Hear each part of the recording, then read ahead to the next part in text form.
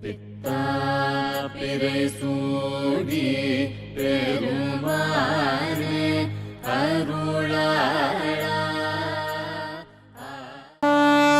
we can consecrate a stone to become a goddess, if a human being is truly willing, why can't we consecrate a human body to become a goddess?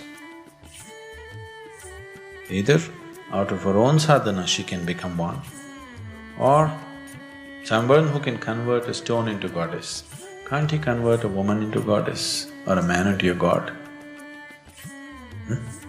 Should it be not possible? Very much possible.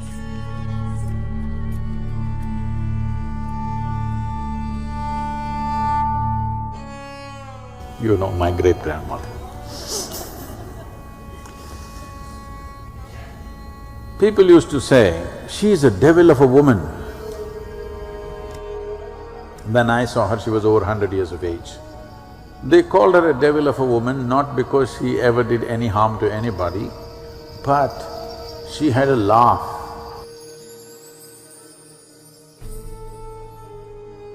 If she laughed, the entire street shook. Like that she laughed. She lived to be 113, 113 years of age. She was married into a very rich family, a big land-holding family. When she was 68 years of age, after her husband had died, she left the family, went out and built a small temple for herself. She did not install a god, she installed herself in the temple. She'll do her own thing there, her own type of worship, her own type of everything, and she can tell you anything, you know. When she's there sitting in the temple, she can just tell you about anything in the world.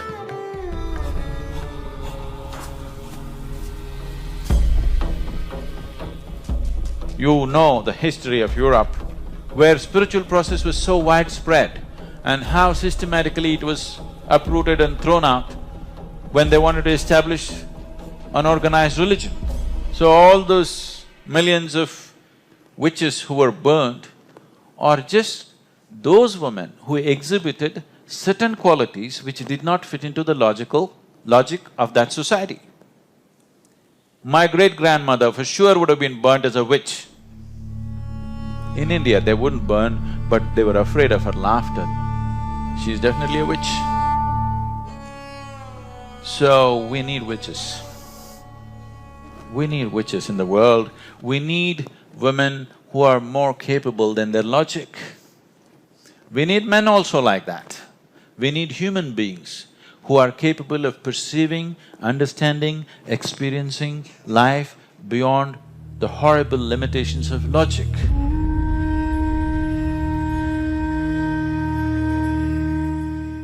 I want to at least produce 3 to 5 real Devis, really, flesh and blood women, to convert them into true goddesses of different qualities.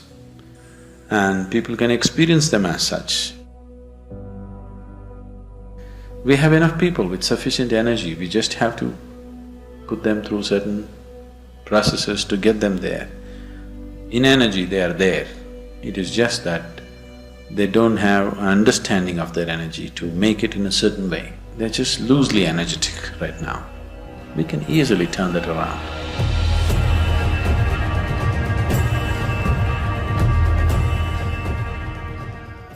The goddess worshippers existed right across Europe, Arabia, Africa, South America, India, of course.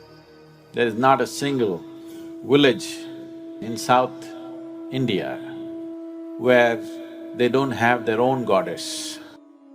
Sometimes even in little villages.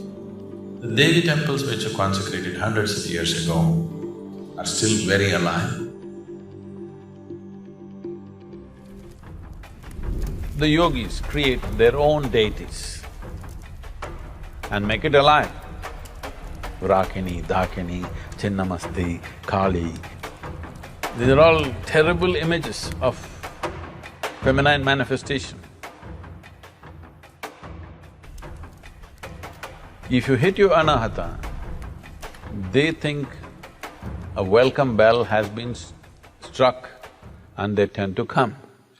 The living goddess tradition is a very beautiful tradition. I've seen many women like this who are just sitting in one little temple all by themselves. A woman who's born like anybody else, if she can become a goddess, the possibility is open to everybody at some point, isn't it?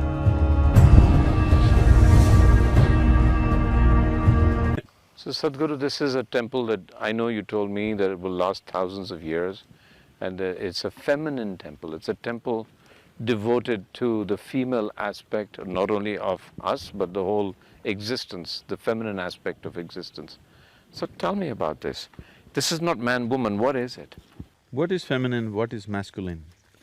So you need to understand this. Human understanding comes from a certain perception, a limited perception. When I say limited perception, right now your whole perception comes through your sense perception. Sense organs can perceive something only if there is something to compare with. For example, right now, you know silence only because there is sound, and you know sound only because there's silence, isn't it? See, right now if I show you this part of my hand, you can only see this. You cannot see this. If I show you this, you can only see this. So this is the nature of sense perception, whether it's your eyes or your ears or your smell or your taste or your touch, everything is only by comparison. So, the moment you perceive through sense organs, you already divided the existence. So because of the division, your mind also thinks in divisions. Because without divisions you cannot perceive, without two there is no logic, so you need two. So these two fundamental principles, because we are human, we are a species with man, woman, masculine, feminine, we are calling them masculine and feminine. So in this culture, it may be referred to as Shiva, Shakti, or in other cultures, yin and yang, whatever. So Shiva being masculine and Shakti being feminine. Yes. Why Shakti? Shakti means power. Why is that feminine? Not power, Shakti means energy. Energy, okay. It's energy. Unfortunately, because of various, civilizational and exploitative situations in the human societies, we are thinking of energy as power and dominance. No, energy is just energy. Without energy, nothing happens. So I could say this temple is a temple for energy. Feminine energy. Feminine. So let's go in and tell me what feminine energy is, as against masculine energy. Is this what you call a leap of faith? Right? From intellectualism to consciousness is one big leap. It doesn't take any faith, it just needs a leg. Or a broken leg, okay.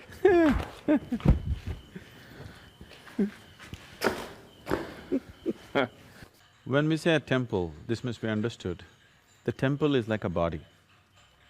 To energize the system, temple is not a place of worship. Temple is not a place where you go and make appeals to some unknown god up there. This is not that kind. This is not a place where you lead a prayer. That is the uniqueness of this culture. Here, temple is like a body, energized in a certain way. Now if you see the masculine temple that we have, is circular in nature, because that is the quality that it is. The feminine temple is in the form of a triangle. There's a whole lot of things in its geometry, how it is made. See, all the wings are 33 feet, properly done in the multiples of 11. It is made in a certain way to create a feminine energy there. Why 33? If you go into these details, there are enormous amount of science behind that. Like your spinal column is 33 aspects, and… Which I just risked right now. Okay. So there are so many aspects to this which I don't wish to go right now, but essentially it is feminine energy. Where was the need for this, in a way? See, one thing is today, the feminine is at huge risk on the planet. So immediately people may think, oh, that's because of the man. Maybe man instigated it, but when I say masculine and feminine, I'm not talking about male-female. I'm talking about those two aspects, those two dimensions of life, without which our life will not be beautiful. Our life cannot work actually, even in the most fundamental way. So, because people start thinking in terms of dominance, this is a problem. If you're not looking at life as dominance, if you're looking at life as integration, if you're looking at life as cooperation, if you're looking at life as oneness, then without these two dimensions, there is no existence. But unfortunately, societies have taken on to this as to who is dominating right now, whether masculine or feminine. If any one of them dominates, it'll turn ugly. It's not that if masculine dominates, it'll turn ugly, or feminine dominates, it'll turn ugly. If any one of them dominates, it'll turn ugly. Above all, if you start thinking in terms of dominance, your life will turn ugly. By domination, you will not know life. Only by inclusion you will know life. So this is essentially to create an energy force where people can experience a powerful sense of feminine, a fiery nature of the feminine thing. See, feminine is a very fiery form of energy. But today, because we have made economics the most important aspect of human societies, naturally, see, we need to understand this, economics is being glorified as if it's some kind of a divine thing. Economics essentially means survival process. Economics has a place in our life for sure, but it is not the be-all of life. So feminine doesn't belong to that dimension. If in these societies, love, art, music, above all aesthetics of life was dominant in a society, if aesthetics was as important as economics, nobody had to bring up the feminine. Feminine would be naturally, exuberantly alive and manifest in the society. Today, either we are slowly making all the women like men because they have to survive, they have to earn money, they have to provide, or a small percentage of them in reaction, not being able to cope with that, they're becoming like Barbie dolls. Here we are creating a woman who is fiery and powerful in a completely different way. But what you're saying is, you just said love, art, aesthetics. You use those three words as part of the feminine energy. Now, I'm a filmmaker, I'd like to assume that I have all three in myself, so that's my feminine energy. Yes, it is. So If you do not have the feminine, you won't look and think in terms of what's beautiful, what's not beautiful. You'll only think in terms of what's useful and what's not useful. You'll become utilitarian. The masculine is like that. So that's… So you being a man or a woman has nothing to do with it. So am I in conflict constantly between my masculine and feminine self? Why? See, that's the whole thing. These two energies are the basis of creation. Why would they be in conflict? They're in absolute collaboration. Yeah. It is only in human mind that is in conflict. In life, it's not in conflict. In energy, it's not in conflict. Only in mind it's in conflict because mind divides. Because to people, when listening to you say the sheer absolute power of the feminine energy, they don't relate to that. They see feminine energy as something gentle, nurturing, soft. No. Tell me about the power of feminine energy, because a lot of our culture talks about various goddesses that have a sense of huge power and almost violent The original power. goddesses that we created in this culture were all Kali, Bhairavi, now she's Bhairavi, all fierce, powerful creatures, okay?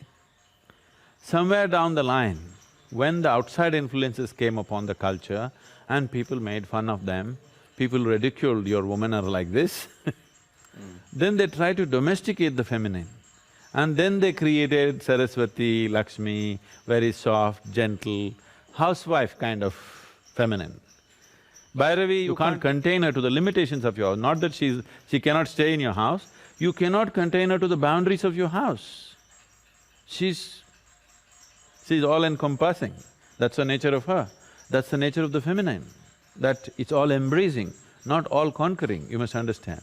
Man wants to be in conquest, a woman wants to embrace. And by conquest, you will never have it. By embrace, you will have it, isn't it? See now it's come to a point where the work has become almost feminine, okay? You need gentle hands to do what they're doing.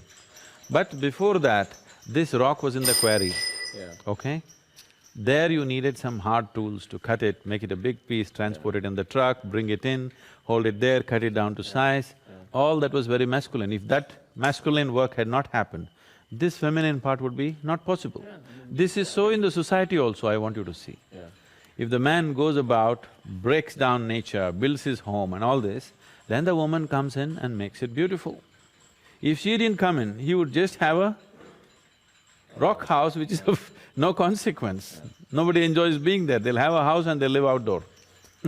It's happening in cultures where feminine has been suppressed. They have great homes, but they always want to be outdoors. It's a good place to talk about what consecration means. What does consecration mean? What do you consecrate? I mean, what is that? What is that process and what does it achieve? See, this is happening everywhere around you, all the time.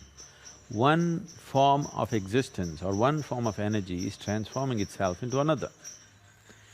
What is mud is becoming flower, fruit and food, isn't it? Yeah. What is filth is actually becoming a flower. Yeah. What is stink is becoming fragrance. It's happening. If you eat the food, this food becomes, from what was just a grain of rice, becomes such a sophisticated machinery like human body. So, if you make mud into food, you call it agriculture. Yeah. If you make food into this, you call it digestion. If you make this into mud, usually we call it cremation or burial or whatever. So if you can make a stone or some other gross substance, a material substance, into a divine reverberance, into highest, subtlest possible reverberance, that's called consecration. So the whole existence is doing it all the time in different levels. So this is a certain science and a technology through which you transform the grosser elements into finer elements. Unfortunately, this was always mistaken as producing gold. The alchemy of the West is always talking about producing gold. Gold has no worth except in the market, okay? It's only greed which makes a man go towards gold. The Indian alchemy never talked about making gold. Indian alchemy always talked about making grosser elements into finer substances, making a stone into the divine. So the whole Indian alchemy is like a consecration process. Right now, there is an agricultural science, right? Yeah. They will teach you how to study the soil, the qualities of the soil, the seed, the manure, everything. So they only set those conditions. They will set the soil conditions, they'll set the seed condition, everything else that's necessary to grow. But the growth itself, the transforming earth into food, that no scientist does. That is happening by nature. Here also the same thing. We have a whole science. If we set all these conditions, the growth becomes subtle. So when I was building something and this was my first project, I'm building a farm near Mysore. And I'm doing it with a real short shoestring. So, when I want to in the end I want to paint it, and I don't have the thing to get painters to paint this large wall surface. So I want to paint it and it takes too much time to go like this. So what I do, I dip, hold it here and just walk. One smear of paint from this end to that end to this end. The first smear that I did, I dipped and walked like this. Here the smear was thick. As it went, it became lighter, lighter, lighter, lighter and became really subtle. I just looked at this and I burst into tears. That was one great moment of realization for me. This is the whole creation. From a rock to divine, this all the thing is. It's either dense or it's subtle, that's all it is. It's the same existence everywhere. Whether you look at the earth or you look at your body or you look at what you call as divine, it is all the same substance. It is just getting subtler. And whatever we are creating as divine is just that, making a rock into a subtler form of energy. Every substance on the planet is exuding a certain kind of energy, reverberation, which is a scientific fact. You can change the way it exudes, what type of energy it exudes, you can change that. Altering that to a very subtle and useful form of energy is consecration process. So temples were energy forms, temples were energy places, where every day in the morning before you start your day, you go sit there for some time, imbibe this energy and go into the world. Why this became necessary is, see, once you step into the world, for an ordinary person, a common man, every transaction in the world, whatever it may be, what is your profit is somebody's loss, what is somebody's profit is your loss. Whether it's family transaction, between husband and wife, father and son, between business partners, or every transaction. There's something to give up, something to take everywhere, that's why it's a transaction. So if you're not sufficiently lubricated in the way you are, every transaction is a point of friction, a possible friction.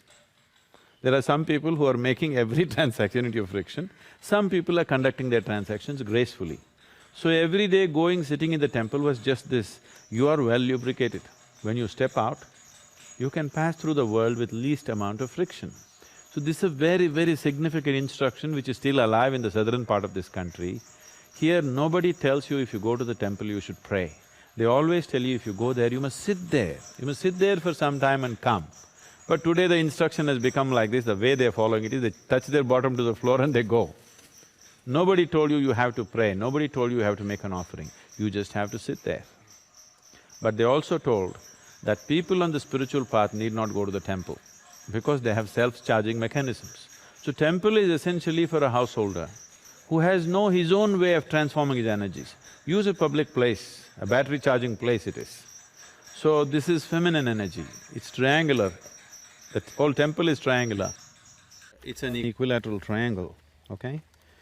There are many aspects of the geometry which I don't want to go in, but the significant aspect is, there's another triangle fitting into this in a smaller capacity. So a downward triangle is… That's this one. No, this downward triangle always symbolizes the feminine.